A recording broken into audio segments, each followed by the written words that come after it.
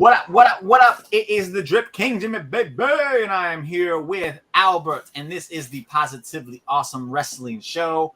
Last week, Tidey was not with us, had some things coming up. To this week, he might be joining us. He might just be running a little late. Fingers crossed that he does join us, because you know we'd be missing our Tidey. If not, though, it's understandable, and he'll get back when he can get back. Before we go over to Albert, what up, Amanda? She says the stream is looking good. This is great news because, like, my internet has been wonky as shit, and if she's saying it's looking good, that means it is good. Thank God. Let me see. So, Albert, how have you been doing this week, and how have you been enjoying the wrestling?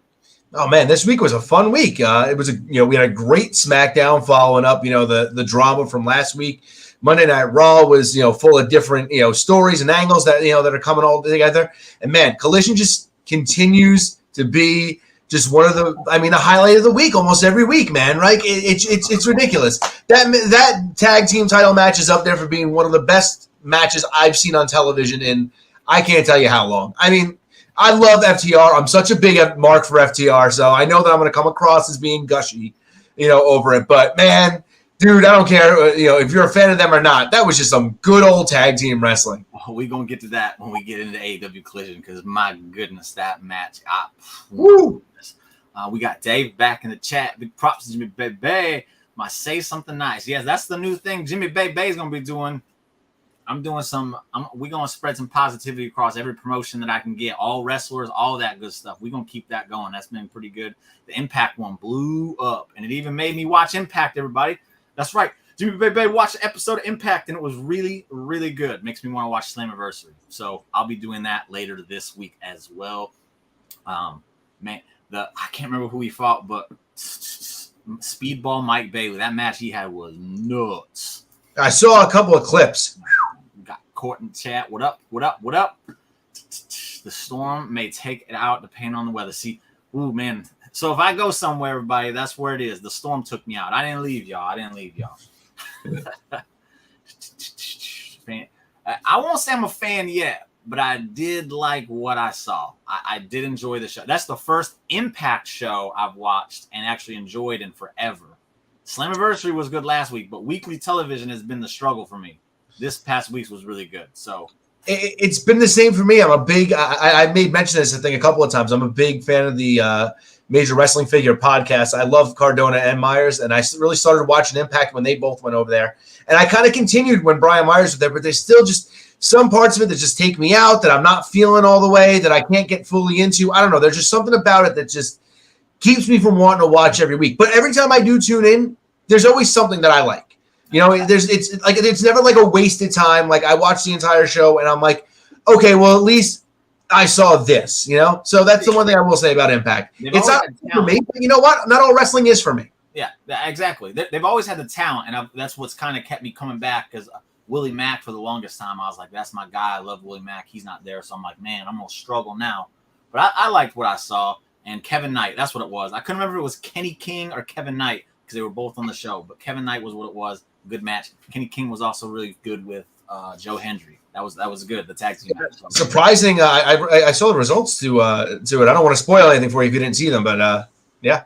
I did see the results of the Joe Hendry match, so I've been spoiled. Surprising, very surprising. Joe Hendry is in Joe Hendry, man. What's up?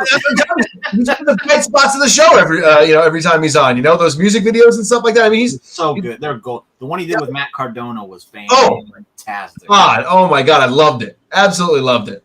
That's my kind of stuff right there. That's right up my alley. A lot of people that were AEW like purists aren't the big late dinner debonair fan. Man, I love that.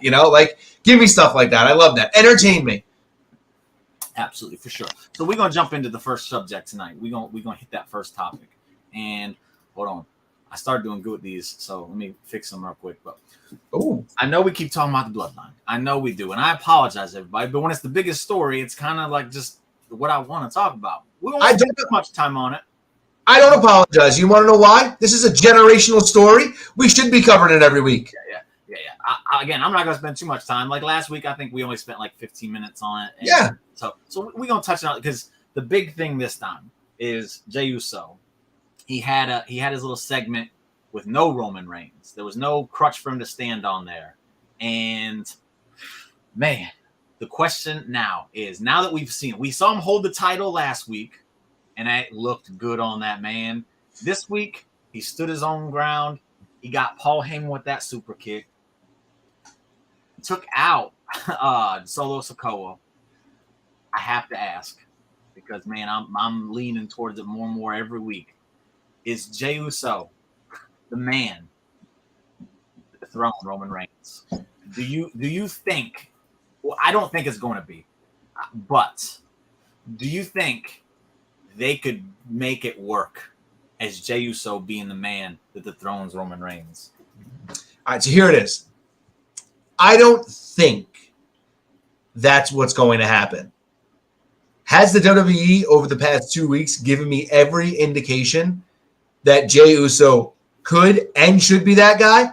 100%. And it's got me thinking. This whole story, and we saw the way this went down a couple of weeks ago, the court of the tribal chief.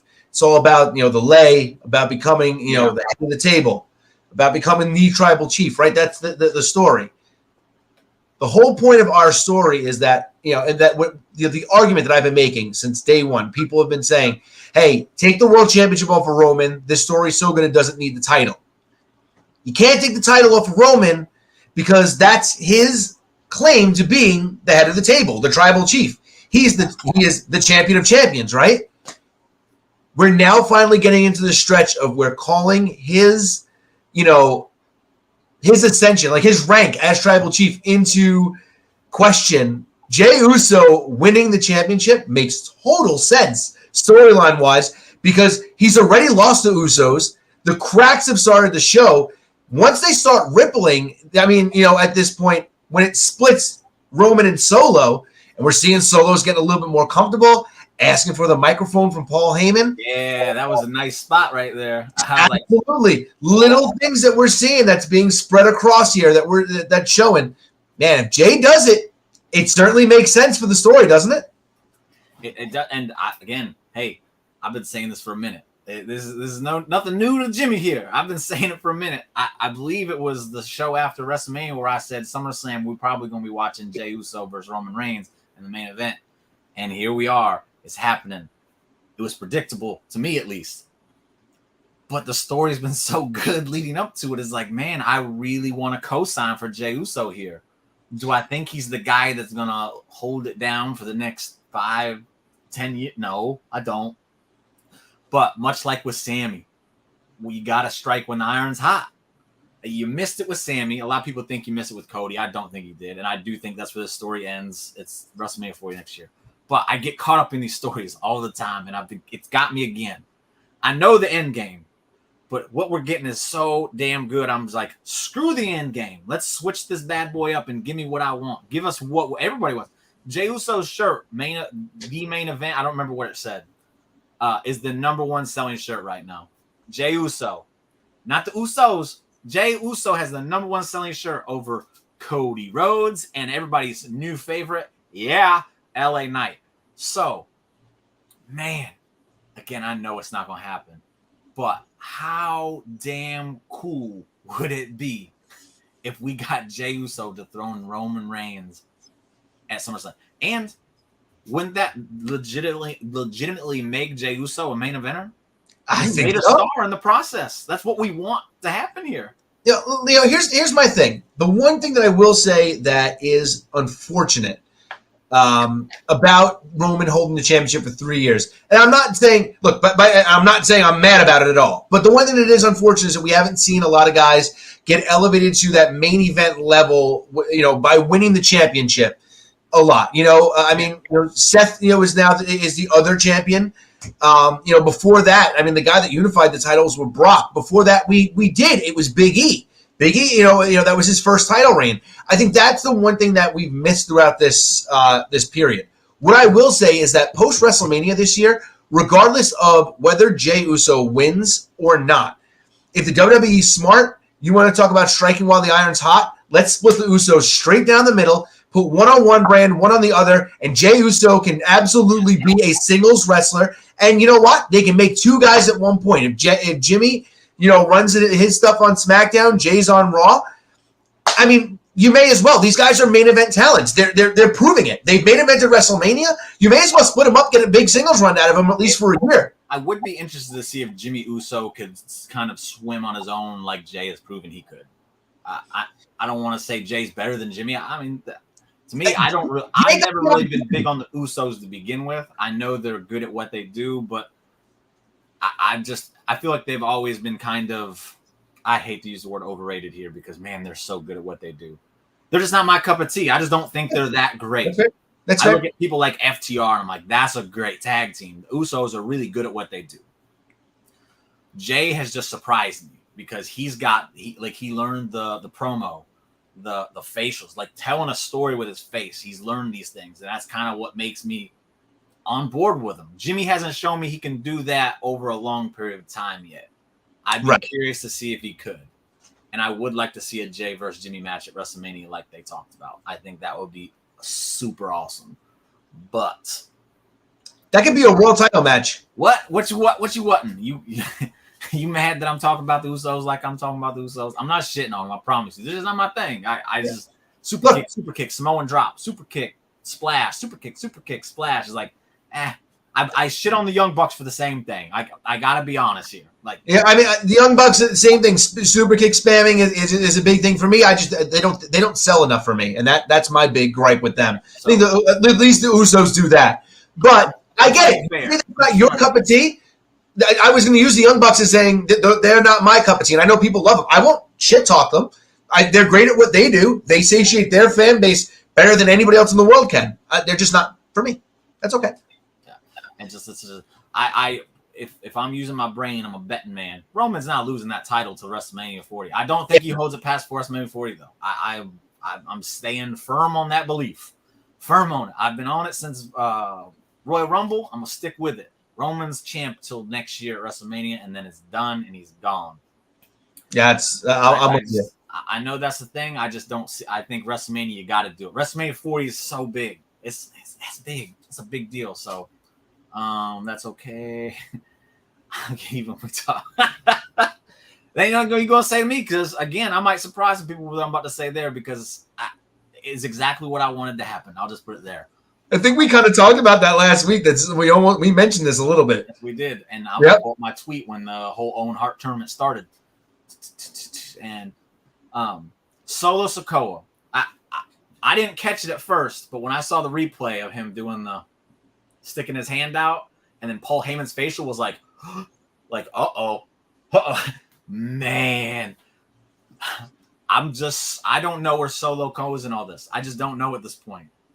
He is so good at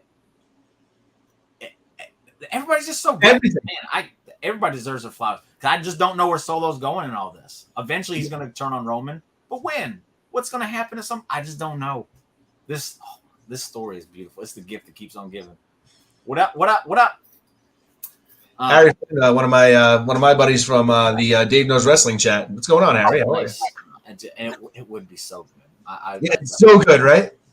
I do believe he's going to turn at some point, and I thought it was going to be after SummerSlam, but it's like after that beating he took with that chair last week, it's like he's not going to forget that. He's going to be mad that Roman left him like that. Yeah, we breeze by it, but also Heyman getting the comeuppance too. You talk about it all the time. The manager, there's got to be a payoff for that manager, and man, he's been the right hand man. We're kicking you out if anything happens. Yeah. Like that whole deal. I mean, Paul took it like a champ. Yeah. I love it. He would have sold the super kick a little bit more. I agree. Yeah. Like literally a minute after the fact, he's kind of like leaning up, begging for like. Right. It's like, nah, come on, man, sell that shit a little bit more. Yeah, lay out a little bit. I agree. It was definitely cool to see him take the super kick. I think. Yeah. Hey, I'm with you, man. I want Jay to do it. I think it'd be such a good man. That's a moment. That's a fantastic moment. I love moments. Look, no worries. You keep capitalizing on momentum, and Jimmy and Jay could be two guys you do it with. That momentum comes right back for Sami Zayn as soon as you put him back into that storyline that gets him there. Put him up against another world champion, boom, he's right there. you can elevate 3 guys, over the next couple of years to be those guys to fill in that timeline in between, the guy that they see as being the next Cody Rhodes, whether that be a Braun Breaker or a Carmelo Hayes. And just to touch on this one real quick, Solo could be the guy that kicks our new era. So last week I said that after WrestleMania, I think it's going to be Jimmy Uso, Solo Sikoa, and someone else that are now the Bloodline. I think Jey will be out. I think Roman will be out. And I think that's going to be the future Bloodline. Who that third person is, I don't know. There's lots of people they could bring in. I don't know contract statuses or anything like that. But I think it's going to be Jimmy, Solo, and someone else with Paul Heyman after WrestleMania. Roman's gone. But it wouldn't surprise me if it was Solo because they've clearly been setting him up for it. And the fans wanted it. They were like, put it on. Like, it was awesome. We'll stay on the Bloodline story, kind of. Sure. I do want to talk about something I kind of noticed on SmackDown this week. What did you think about SmackDown as an overall show this past SmackDown? Man, I loved it. Absolutely loved it. Just another question before we get into it. Would you say top to bottom, it was a better overall show than weeks prior when it was in Madison Square Garden? I mean, overall, sure. I mean, take Roman Reigns out of Madison Square Garden. Was Fridays a better show than the previous? Yeah. Okay. So what I'm starting to notice, because I've always kind of been, everyone's always like, SmackDown's the A show, and I'm like, no, Raw's the A show, and I've been blasting for it, and it's fine. But SmackDown to me, when Roman's on it, it's like it's must-see television. Right. But the rest of the show kind of suffers a bit.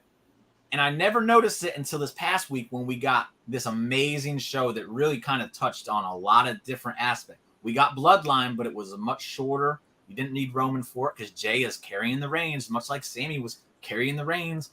And I just think everybody on the show just looked great.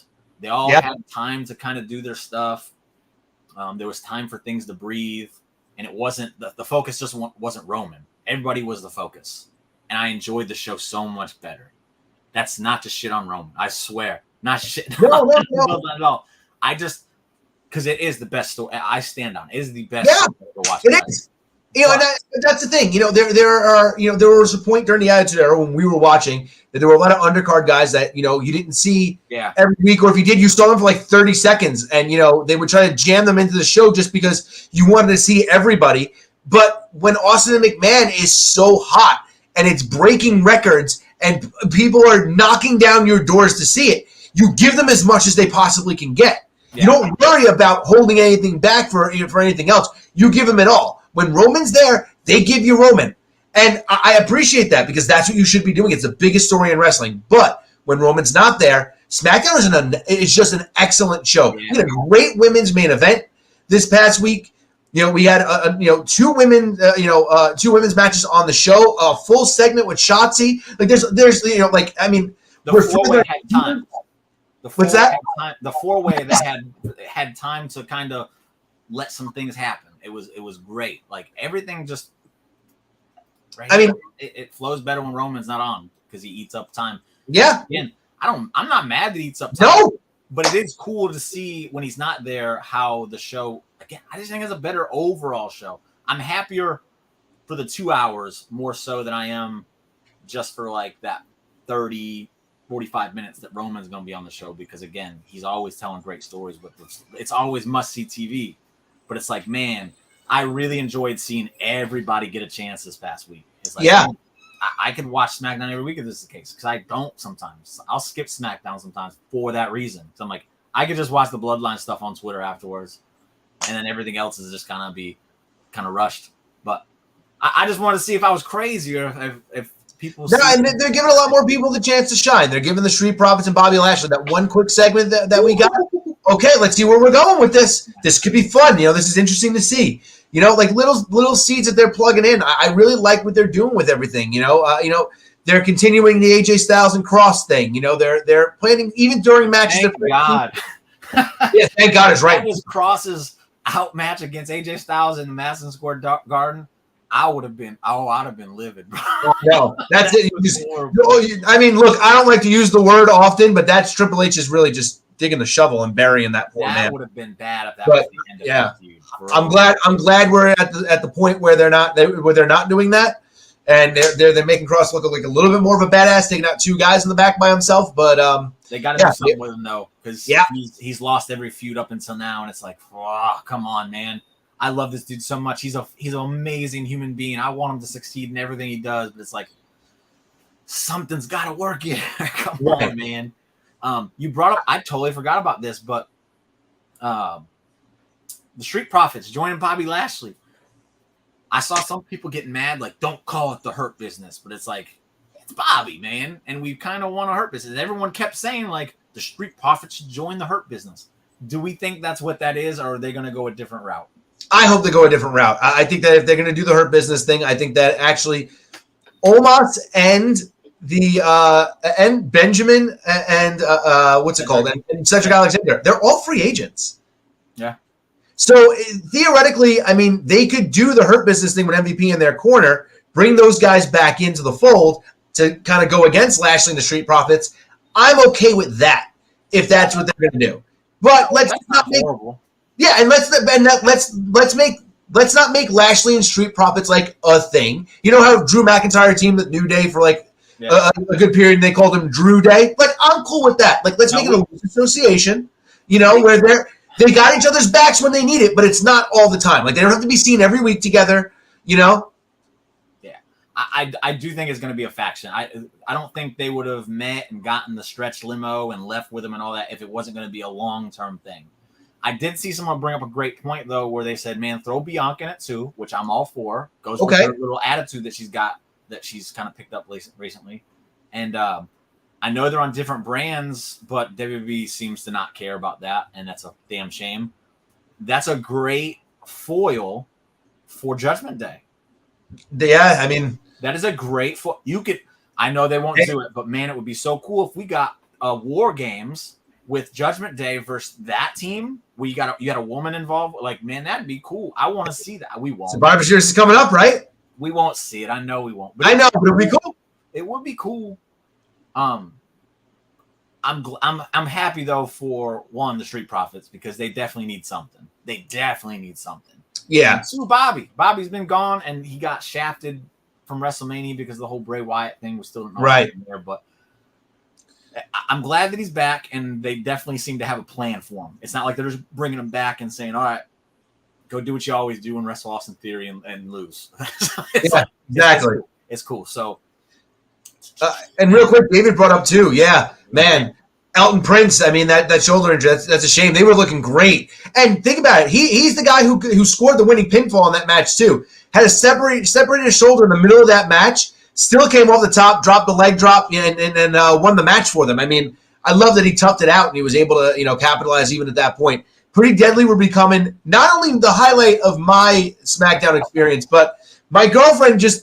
2 weeks in a row, she's just been around me while Pretty Deadly's been on, and she's all about them. She's like a huge Pretty Deadly fan. She loves the bralettes that they wear. She loves like the entrance. She's all about them. So there's somebody who's, I mean, casual as casual can be, and she's all about something, something like that. That's like good, because I've been saying I was worried they wouldn't connect on the main roster. I don't know what it was. There's just something. I'm like, man, I don't want it to be the case, but it just seemed like it wasn't going to. So it's working. So look, he's a yes, boy.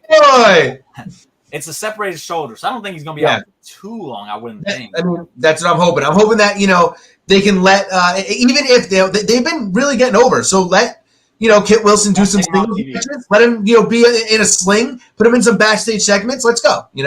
And then when the sling comes out, they could literally use it to help homeboy, the other guy, get like a victory over something, like when he. So right. Yeah, for sure. They don't need to take him off TV, because if they take him off TV, then they're in trouble, I think.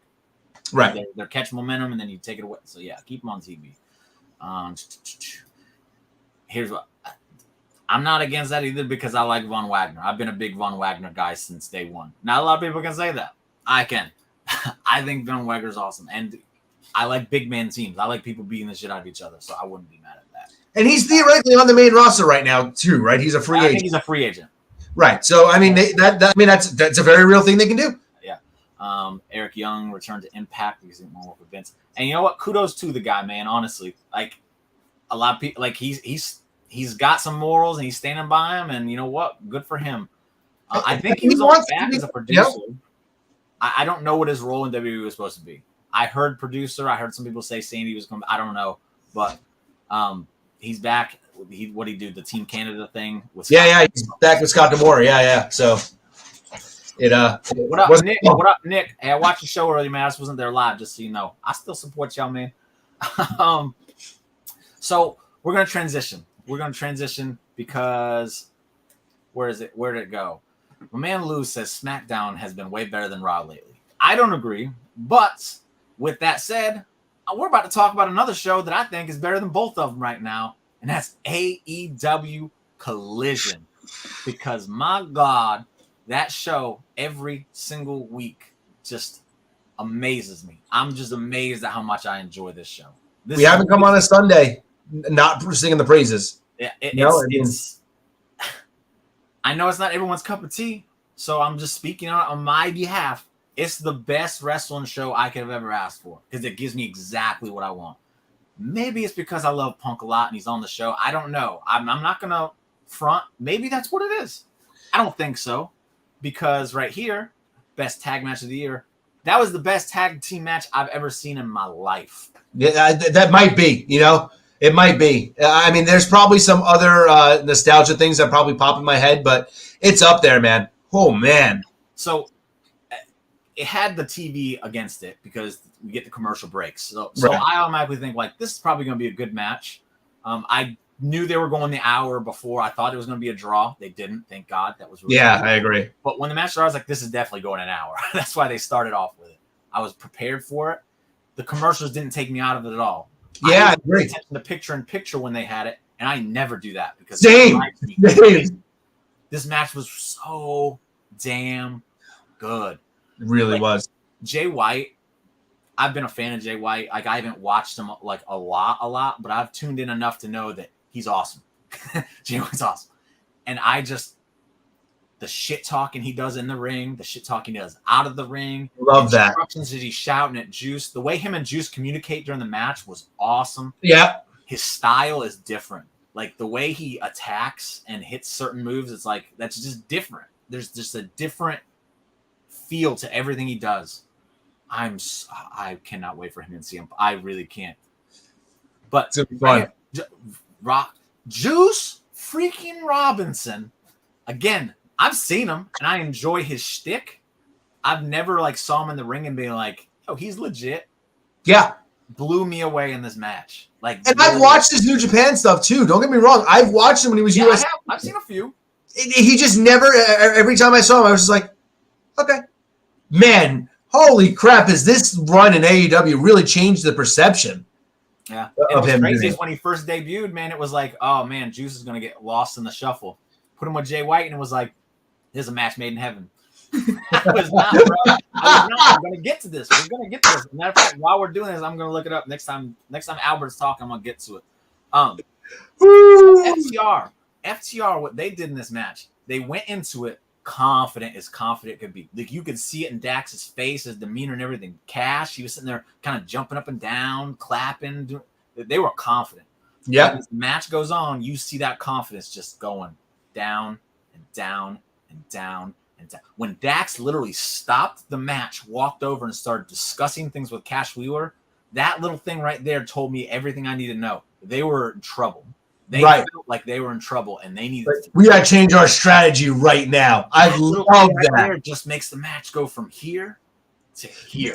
Just that little bit of storytelling. I love that so much. Give me more stuff like that. Oh, Jay over there talking shit to Dax while Dax is in the ring, and then Dax is down, and Jay gets in. He immediately was like, "Oh, what you got to say now, Dax?" Pop. Oh, I love this. Perfect. Record Juice Robinson, bro, he's so good. Oh, I love this man. I love FTR. They're my favorite tag team in the world. Maybe they're top 4 all time to me. And then I love Jay White, and now I'm absolutely in love with Juice Robinson. So everything about this match was just like, all the checks were fantastic match. Credit where credit is due. I did not believe Bullet Club Gold was going to be a good thing at any point.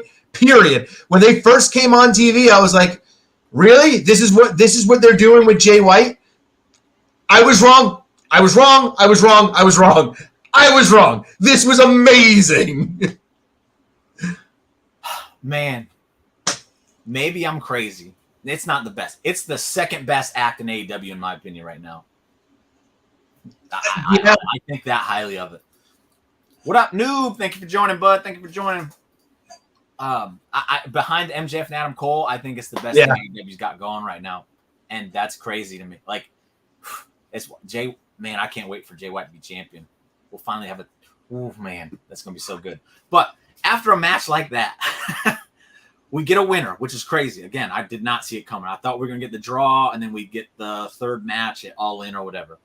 But it's like, okay, let's see what they do after this match. How do you keep me invested after that? Because that was a roller coaster right there. Yeah. I thought there was more time to draw. The Willow Nightingale's Ruby Soho match, fantastic. Unreal. Yeah. Loved it. The right person won. I really thought they were going to give it to Ruby there for a second. I kind of wish Sky Blue would have got this moment instead of Willow, because I thought Sky Blue was kind of on a trajectory, and this would have kind of pushed her over a little bit. And then she could have circled around back to Tony and maybe challenged for the title again. But I'm not mad at Willow, because Willow's awesome, and she could use it just as much as Sky Blue did.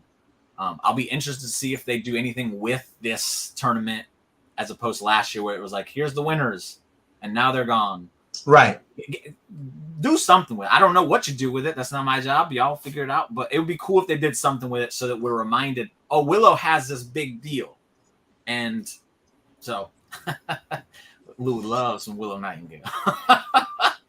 Then after that, we had the House of Black come out. They had their little moment, which is good. Right.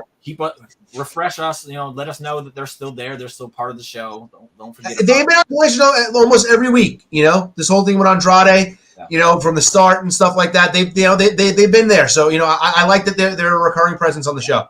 And then we get to the main event, CM Punk versus Ricky Starks. I'm gonna let you go first while I dig this up. All right. So I just wanted to throw this out there. Last week we talked about this, and I said what they really should do is they should have Ricky Starks win the match, and if they're smart, maybe turn him heel in the process to make him do it. But I think that he's been such a success as a babyface, and obviously Punk is the guy that they brought in to base Collision off of. It's probably not going to happen. But man, imagine what that would be like. And then they did it. And at the end, that whole thing at the end with Ricky Starks ripping the trophy away from Jushin Thunder Liger, the man traveled all the way from Japan to have Ricky Starks rip a trophy out of his damn hands for him to look befuddled. I mean, man, I loved it. Ricky heel turn. So this is what I will say about the match before I go into this other thing. I do think it's a little odd that they had Ricky do the heel turn, seemingly do the heel turn. I mean, all signs are pointing towards he turned heel when the fans were booing Punk. I honestly thought that we were going to get to this final, and just so we're clear, on the 21st of June, I was asked who wins the tournament and how, and I said Ricky Starks by beating CM Punk.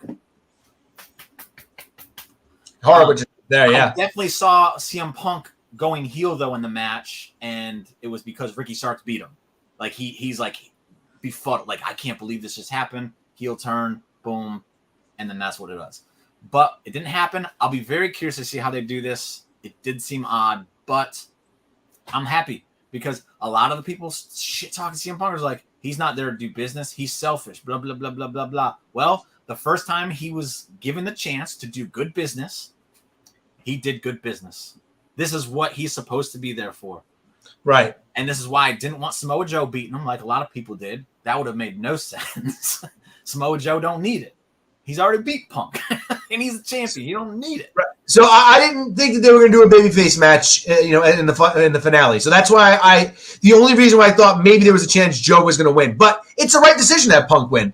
And look, you can say, look, I was the guy screaming it from the beginning.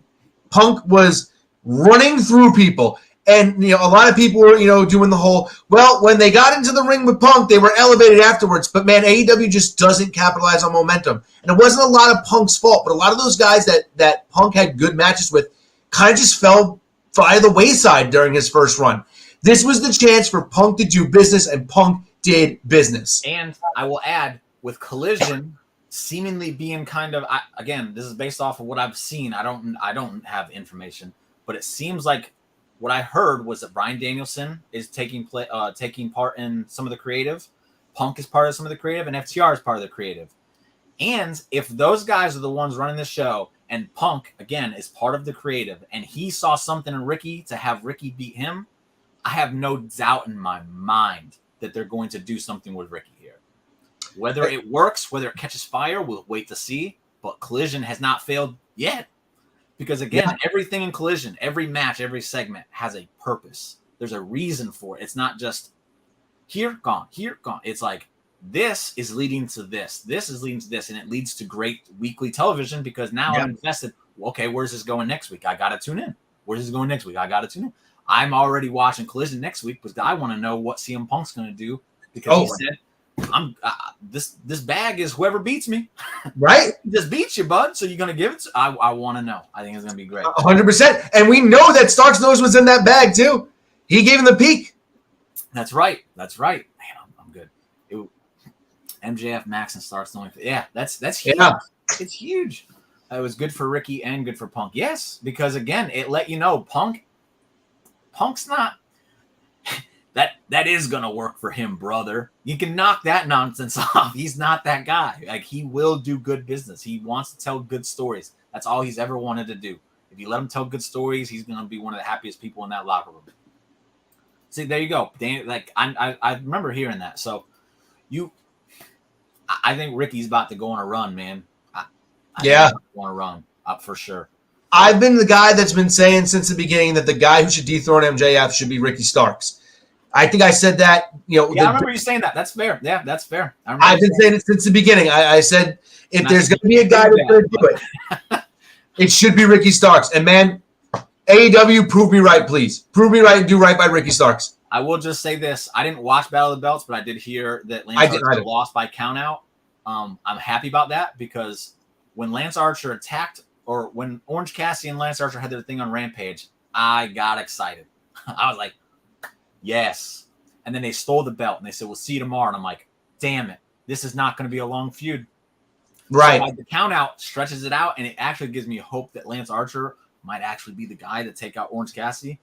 And I'd be fine with it. It'd be great. Please. I love Lance Archer. So do I. That guy is too talented to be sitting on the sidelines in AEW for like a year, man. He's been doing things, but I watch AEW. I want to see him doing shit on AEW. That's my thing. So that's what I'm talking about. Yeah. So I'd be through the roof. It would make sense for him to be the guy to take it off Orange Cassidy. I wouldn't be mad at it. That Orange Cassidy, he's worn down, he's tired. Lance Archer's just a big dude who beats people down. So absolutely, yeah, and that's the thing. What I will say, I was on Twitter, and unfortunately engaging sometimes with some people who don't want to. You gotta stop that, man. I've been pretty good, but we were talking about the AEW ideology of cycling people in. The problem with that is that momentum gets stunted in AEW a lot. You have a guy like Archer who could really be, could look like a big badass heel. And it doesn't mean that he has to be on the show every week, but man, once every 3 weeks, and let him run through people to make him look, like he's still viable. And then when he loses a match, it looks like, somebody's beat him for something. There's ways to use these guys to not wear them out so much that they lose their luster. I think the problem with doing that, though, is when they're on, like, say he does his run for a month and then he's off. He goes over to New Japan and he does a tour over there. Right. So, like, bringing him back every few weeks kind of makes it a little bit hard. I know, like, right here, I know he's a busy guy. I know he's been working. I know he's been wrestling. My issue with it, though, is one of the big things that kind of pulled me into AEW is when I started watching, Lance Archer was a guy I saw, and I was like, I like this guy. They pair him with Jake the Snake, and the vignette they showed before he came, I was like, this is cool. This is different. I really like this guy, and I kind of grew to really enjoy him. I got the Chase figure right up here above me. I love Lance Archer. Love him. I unfortunately can't go watch all the other things when he goes, so it's like, man, I watch him in AEW. He's still with AEW.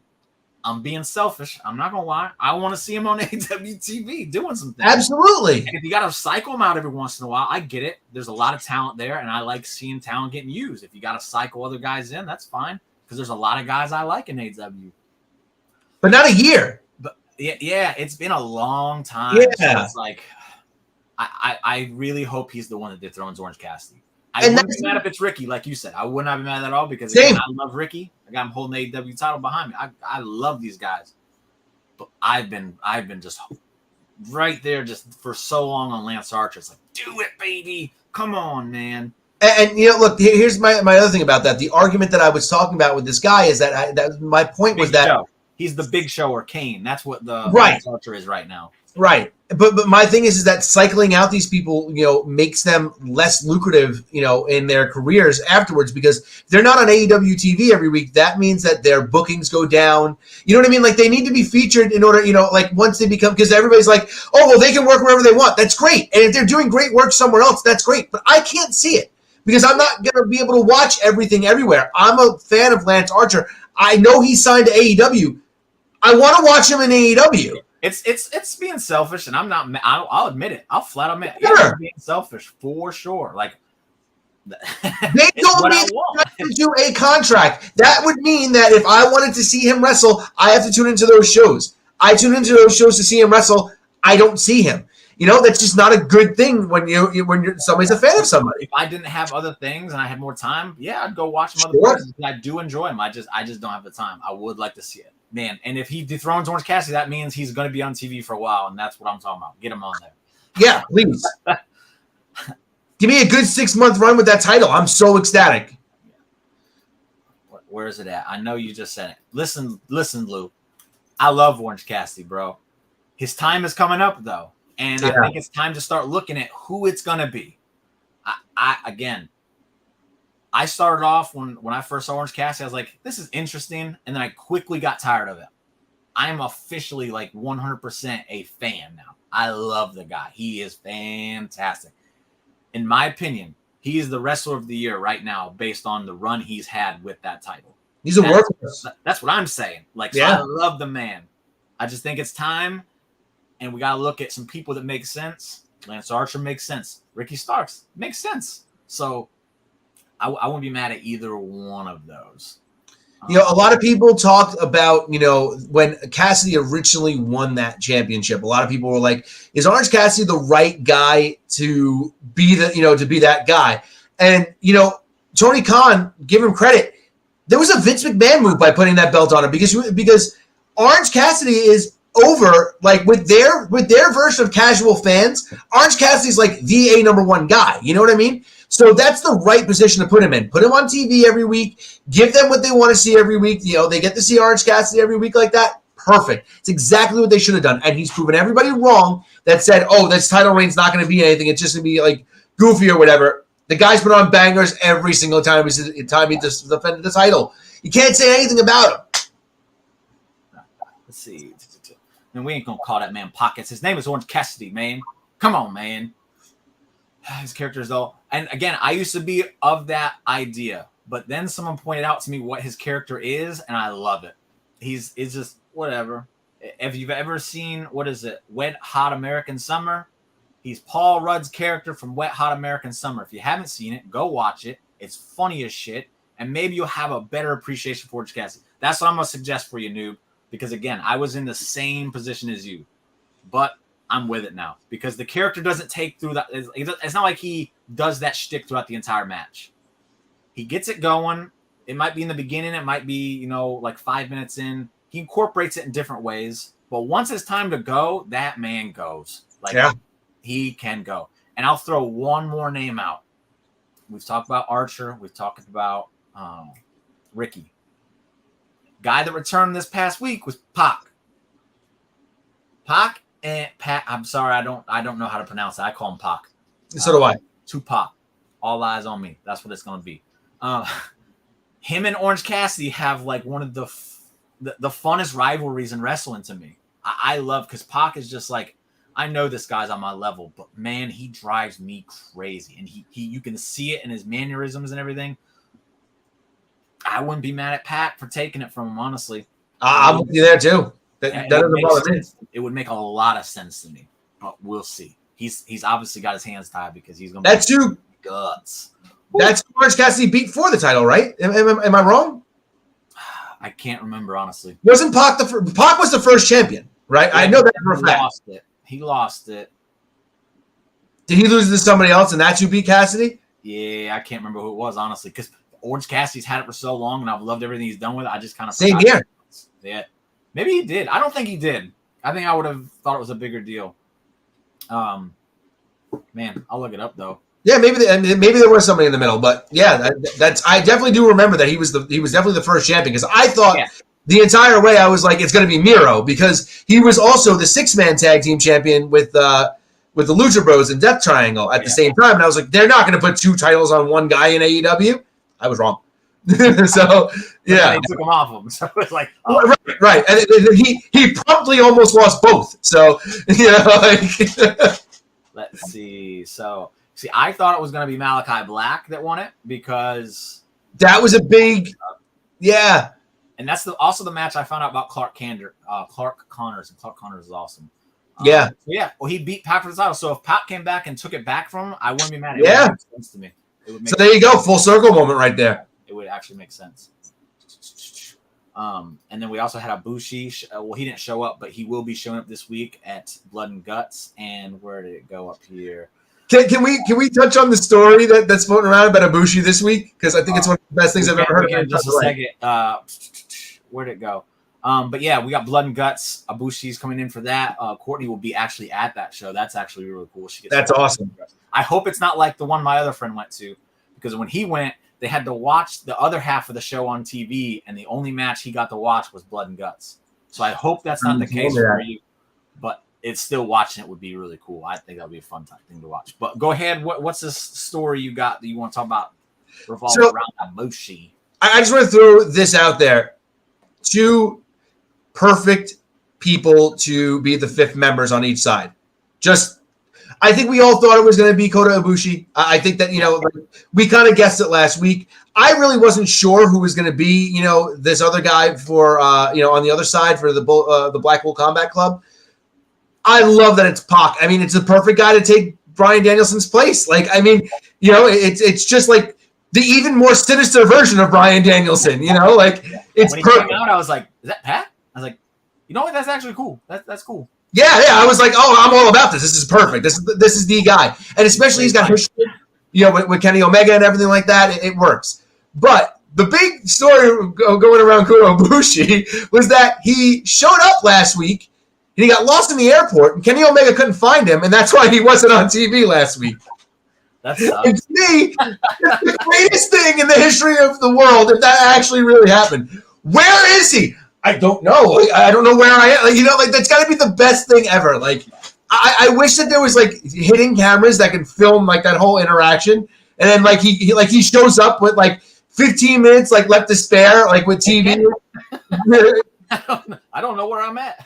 I just love the idea that may have been the reason why he wasn't on TV this week. It just makes me laugh. That's great. What do you do? He pulled a Chelsea Green when she showed up in the wrong city. Yes. Yes. The Blood and Guts is going to be crazy. Hope those new safety precautions that AEW will be in play. Here's what I'm going to say about that. I saw the rules and I saw the recommendations that they're going to have. I'll say this. One of the things was pile drivers, and CM Punk hit a pile driver on Ricky Starks on Collision. So I don't know how accurate those new rules are going to be. They might just be in play just to kind of get the TV execs to be like, zip. So what I think it is that they're agenting a little bit better so that if Punk is going to use a pile driver in the main event, FTR wasn't going to use one. Willow and Ruby weren't going to use one. You know what I mean? So that's the case. About damn time. Thank you. Because it really sucked when you saw a 6 destroyers in the opening match, and then midway through the pay-per-view, somebody's trying to use it as a big spot, and it's all right, we saw them kick out of this at 3 minutes ago. Why do we care? That's a fair point. Remember, Bushi, please come to Gate 7. I'll ride for you. Yeah, that'd be funny as shit. Everybody be rushing to gate 7. Got to get autographs. That's why he missed it. You know, he's like, I don't know where to go, and these people won't stop rushing me. Yeah, they've got 15 pages of my picture to be printed out and signed. I don't know why. Got him signing Funko Pops. You don't even got a Funko Pop. Right, exactly. One day, man, we're going to put it on there. The box will be the same. It'll be fine. Yeah, but again, I think the Pile Driver was one of those ones that has to be cleared. And it's like, well, the first show after these things get put out there and we see it, it's like, I don't know how serious it's going to be. That's kind of like my take on it. I do hope that, like Albert was saying, the case is like, we don't want multiple people doing these high impact moves because it lessens it. Because I am huge about that. I hate seeing 5 cutters in one show and every single person kicks out of them. It's silly to me. It is so silly to me because that is, I grew up watching that. The diamond cutter just kills you. There's no kicking out of a diamond cutter. There's no kicking out of a E. There's no and then the RKO. Yeah. Come on, man. I know that's all in another land, but it's like, come on, man. We got to protect some of these moves. And the Poison Rana was one of them, and that one hurt my feelings because I love the Poison Rana. So do I. Nick Wayne hit that Poison Rana off the top rope and then switched into that cutter. My mind went. And props to AEW for doing that video package in Nick Wayne before the match. Thank you. Had me invested. It was a great idea. But perfect. We'll move on from AEW there. We're rearing in the last 10 minutes of the show. I want to switch it back over to WWE, and we are going to talk about. We already know it's my favorite guy. It's Dominic Mysterio and Judgment Day, and I want to know: do they run? They run Raw. Now they're showing up on NXT. So we're talking about earlier, Hurt Business 2.0, put Bianca in it, and then you have a thing right there. It's not crazy to think that at some point they might just show up on SmackDown and be like, we're running this show too. Why not? Do you think that's a possibility? Do we see something like that happen? I hope so, because, you know, at this point, they are the most entertaining part of the show every Monday. You know, I mean, I love Rollins, and I love what Rollins is doing, but, you know, consequently, he's kind of running through Judgment Day right now. You know, and Judgment Days, you know, like the inner turmoil, all that. I loved that they dragged it throughout the show. Yeah. That was awesome. It's the opening segment, then it's a backstage, then it's another backstage, then they're in the main event. Like, man, I love that. Give me more of that. Planting a seed at the beginning, threading the needle with that the entire way through so that thread runs the entire show, and then bam, right at the end you stake it in with, you know, with them being out there and getting the win, you know, in the main event. You know, I mean, look, they're telling a great story, and if that's going to be if it's the case that they do go to SmackDown, I would love to see it, because I'd also love to just see that very small interaction with Edge there too, you know. And if we're being honest here, Dom's a criminal. He don't play by the rules. Exactly. He can't show up somewhere. He's just going to show up somewhere, and you can't do nothing about it, because if you get in his face, he's got big muscle man Damian Priest to handle his business. He's got Mommy to step up and handle his business. So it's like, whew, I think it can happen. It's that we won't get a Bloodline Judgment Day thing at this point, because that ship's done sailed. But right. But I'm all for Judgment Day, because again, you said they're the most entertaining thing on Raw. I think they're one of the most entertaining things in all professional wrestling. I agree. They are. Like, everything I watch, they're very, very entertaining on every aspect of it. And I will say this: I'm a little upset that on NXT now, and if it happened, I didn't watch. So, and if it happened, I know it would be a bigger deal. I would have seen it somewhere. They had multiple ex-cons on that show. You know, we you know, like, how is there not at least a little bit of an interaction between Tony D'Angelo and Dominic Mysterio? Dom will be back next week when he wins the North American title, so it could still happen. Maybe they help him win because, you know, they like this. They run time. They know the business. Right. You know, I'm all for it. I need that interaction though. So Dom, he will be taking on Wesley for the North American title. That's interesting. Because it was like Dom needs to go to NXT, then Dom becomes Prison Dom and Dom and Dirty Dom and all that. And it's like, no, he don't need to go to NXT now. He's fantastic. Now he's in NXT, and it's like, if he wins that North American title, he's going to stay there. I'm curious. They're doing a really good job of kind of doing these little things that make me go, what's your next move? Because I'm very interested. I'm extremely interested in what you're doing. And I also want to give credit to Judgment Day, because Seth Rollins has the World Heavyweight Championship that it's a consolation prize. And like he's gonna do the open challenges to make it really prestigious. And I think it's been working to an extent. But what's a way that you can really make that thing feel really prestigious? You can have the best faction on Raw literally disbanding because they want that thing so bad. You're literally having dissension between Damian Priest and Finn Balor over that title because they both kind of want their hands on it, but neither one of them want to admit it. That's a great way to make that title feel just a little bit more important. Because it's like, oh, if these guys are willing to stab each other in the back for it, maybe it is a pretty good prize to have. I think that. I don't know if anybody else does, but it makes sense to me. I 100% agree. I think that the fact that Damian Priest has only seemingly been setting his eyes upon Seth Rollins this whole time has really made that championship look like the title to contend for. And I like the fact that it's, look, there's already like he said it multiple times. I can cash this in on anybody. He's talked about Roman. And if I'm not mistaken, I believe he's even mentioned Carmelo too. Because that little thing that they've might have been NXT. I didn't watch NXT. I just saw like a few clips, but I didn't see. I think that even maybe on Raw, because Carmelo did that little thing with Finn. I think he may have even mentioned, or maybe it was Finn who was like, "Oh, Priest can come down there and cash in on you too." Maybe that's what it was. But at the end of the day, like they are really, that's Finn Balor's guy right now. Rollins is Balor's guy. Balor is the guy that needs to dethrone Rollins storyline wise. And Priest is still not backing down. He's like, hey, look, he's all yours. But if you fail, don't worry, man, I got you. And it's the perfect little thing to me. And you saw that little thing in Balor's mind tick, And does this lead to Balor and McDonough being a team against Dom and Priest? And we already know. I already think McDonough would just join them and replace Finn. And right. That's a possibility.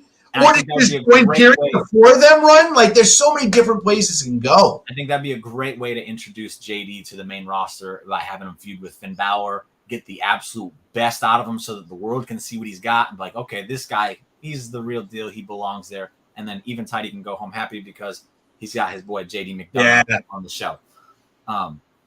Unfortunately, your boy Finn gets the outs. Listen, in my opinion, it's probably on the bigger and better for Finn.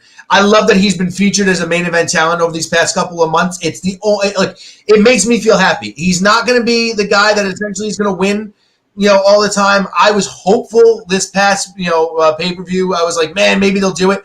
There's a part of it that still hopes that it could happen at SummerSlam. Even if he doesn't, the fact that he's been treated this way has made me feel so much better about his standing. Yeah. I'll be curious if he gets the out. He hasn't worked very well as a babyface. Not even in NXT during the second run.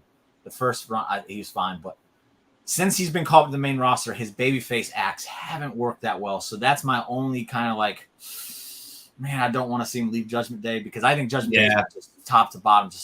It's been brilliant. Like, it took a while to get going. But once they caught some steam, it was like off to the races, and they've been great ever since. So I agree. Seth was always, for sure. And apparently these guys had a banger match.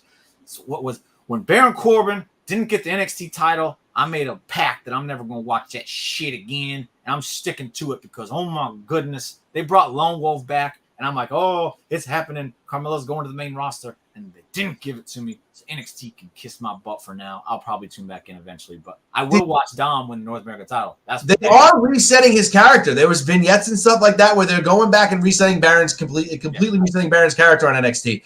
I like that. Yeah. I like that that if they're going to go back to basics, it's good. I don't like that the story's being told on NXT. I think it's a little weird, but if they have a reason to do it down there, that's fine by me.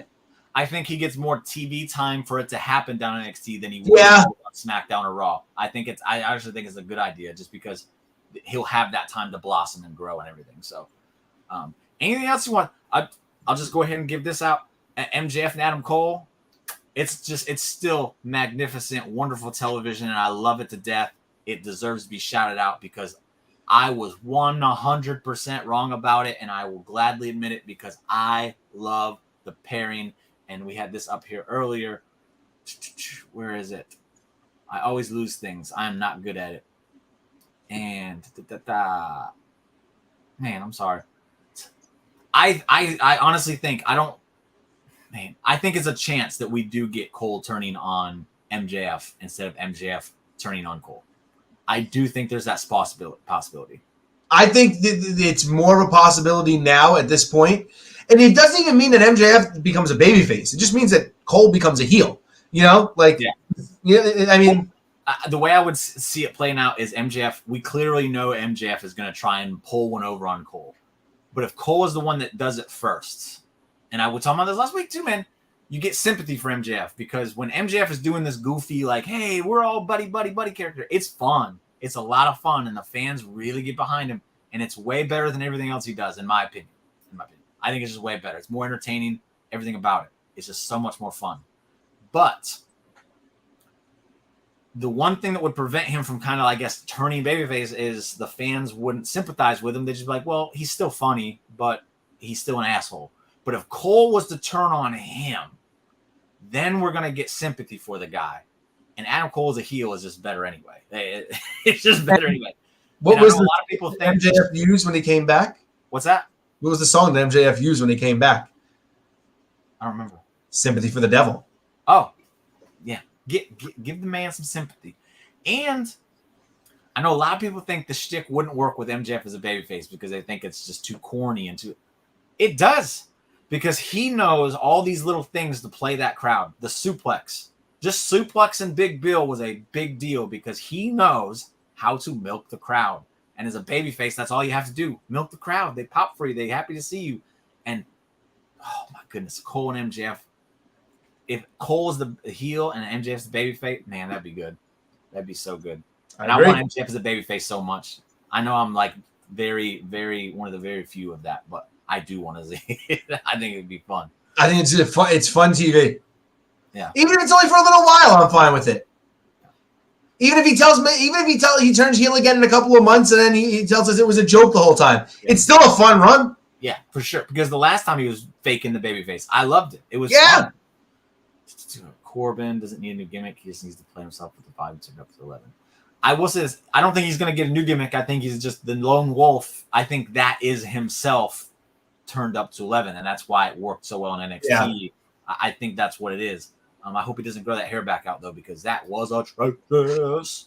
I do think it's make or break for Corbin because he's been around forever, and he hasn't really taken off when they've given him the opportunities to. He's fantastic in the ring. I think Randy even claimed him to be one of the absolute safest workers he's ever been in the ring with. So there's no issues with Corbin as far as what he does. It's just he hasn't taken off, and that's unfortunate. You know, somebody brought up on a post that we were tagged in earlier the name Lex Luger. Like Corbin seems like that guy that's perpetually right there, but no one ever pulls the trigger on him. Kind of like what Luger was, like in WWF. That's what Corbin kind of reminds me of. It's like he's always in that spot. The last guy to pin Roman Reigns before Jey Uso just did. It's nuts that he was that guy, and here we are, And then if you're referring to Bullet Club Gold, I don't think that works just because of the last time that we saw Jay White and Adam Cole on AEW television. Adam Cole was kind of like his little whipping boy. And I don't think Jay White would fall in line behind Adam Cole in that, if that's what we're referring to. I don't know if it would be someone else. Or, it leads to a little bit of turmoil, and that's always fun. MJF would need some friends. And this would be a cool story, too, because everyone that MJF has ever got for friends, he's turned his back on him. So he would have to really work and earn some new friends to help him go head-to-head with Cole and whoever Cole's with. So there's some interesting stuff that they could do with it. MJF's had one real friend in AEW the entire time, and Sean Spears. And Sean Spears hasn't been on TV since they were in Canada the last time. He was in Battle of the Belts.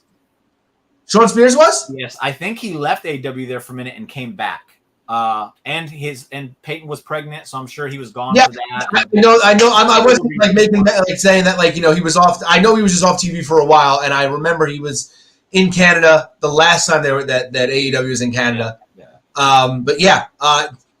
I'm glad to see it. He's back at Battle of the Belts. I'm glad. Yeah. He wrestled Luchasaurus, so. Oh, sweet. Yeah, and I agree with this 100%, but I think it's just different times. Lex was just a product of the environment at the time, and then Corbin he's going to be better now just because it's the game's evolved. I've never been a Lex fan, but I don't think it was shit. No, same here. I actually was a big Lex Luger fan. I know you do like. I like Lex in the WCW 2000 era when he was just an. Sure, no. That was my favorite. Lex was great, but I'm not going to disagree with you there. I love that run. So that was my extra that I wanted to get out there. The MJF Cole pairing. Is there any little thing you want to give a shout out from last week in wrestling that you thought was just fantastic that we need to touch on before we head? I just want to throw one thing out real quick. I mean, big props to Shotzi for doing what she did. I mean, her sister battling cancer. She shaves her head, in solidarity of that. And they did this whole thing where, she cut her hair the week before Bailey, so it's tied into a whole storyline too. So it's not like it just doesn't make sense. Like she just didn't do it.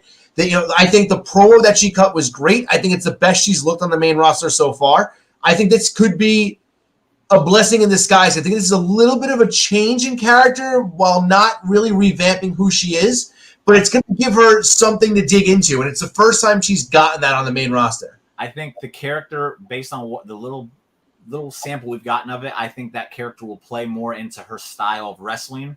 Whereas before, I don't think it's played into it at all. She comes out and she's just Shotzi, but she doesn't come across as a crazy person. She just drives a tank. Now she has to come across as a crazy person, and her style is absolutely it's Jeff Hardy-esque. I don't want to put her in the same realm as Jeff Hardy, but in the fact that she just doesn't, she has no regard for her body. She's literally just out there just as a crazy person. So I think this will fit in a little bit more with her. I'm happy because I do want to see Shotzi succeed in WWE. She has not looked well on the main roster, and I don't think that's her fault. I just don't think she's fit in with what they've been trying to do with her.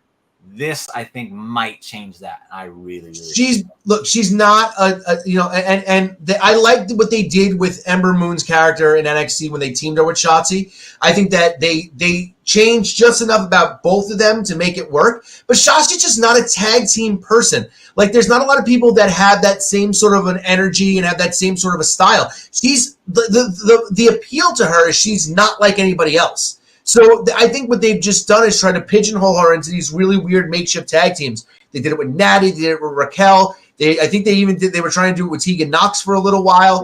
Yeah.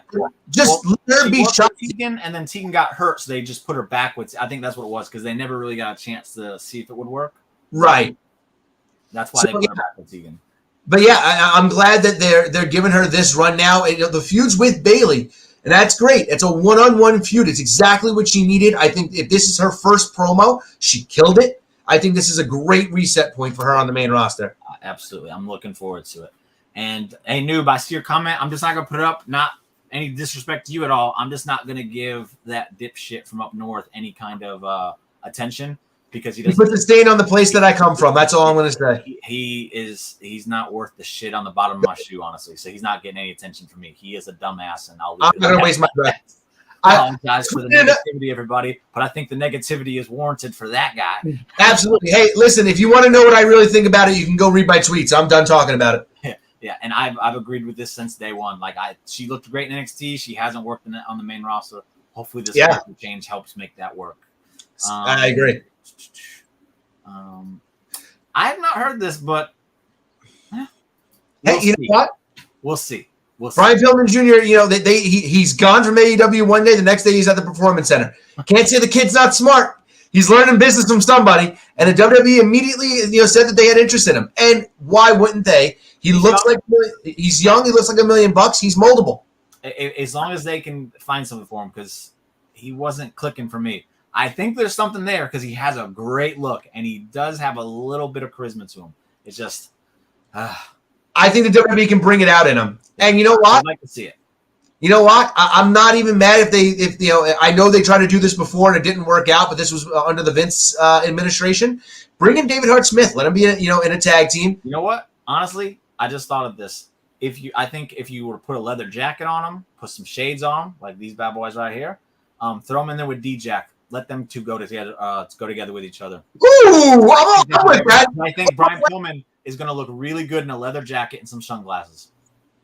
Almost like a the Brian Kendrick and Ezekiel Jackson kind of a pairing, right? Have the big guy as his leader. I think that'd be a good fit. I'm with it. And Dijak is a great person for you to kind of go around with, learn some things. Because absolutely. So yeah. So with that, that's the show. This is your turn. This is your chance to shine, baby. It's your third week in a row where you get to tell them where they need to go. That's right. It's right behind me. It's the Slam Sessions network on YouTube. That's right. 3 weeks and 3 videos. That's not like me. But the Toy Room vlog continues. I shot some stuff today. So, we're continuing with it. So check it out. Yeah. Go watch Slam Sessions. Right here. Yeah. With that, you guys know what we're right here every Sunday night. Hopefully we'll have Tidey back next week again. It's just a waiting out thing at this point. So just let you know, Tidey, if you're listening, we miss you, bud. Can't wait for you to return, but no pressure. You come back when you're ready. We miss you though, bud. Yeah, you'll find me every Sunday right here with Albert, with hopefully Tidey. That's really all you're gonna find me right now. I'm taking a break from all the other stuff, but we have some stuff at WrestleBuddy you should go check out. Absolutely. Articles. They have their weekly podcast you go check out. And hey, this guy right here, he has a podcast, Wrestling Legion. Go join the Legion right there. This guy right here, him, Nick, and Cy, they put on a great show every Sunday afternoon, so you might want to go check that out. They got a giveaway they're going to be doing in a few weeks, so you don't want to miss out on that. Go check it out. Thank you very much. Thank you very much. And that's the show. So with that said, I just want to remind everybody, first off, thank you for joining. Thank you for participating. Like, share with everybody. Subscribe if you haven't, if you're new, and if you aren't and you already subscribed, thank you. But with that, just please, for the love of everything, don't forget, it is very, very, very, very, very important that we all just enjoy wrestling.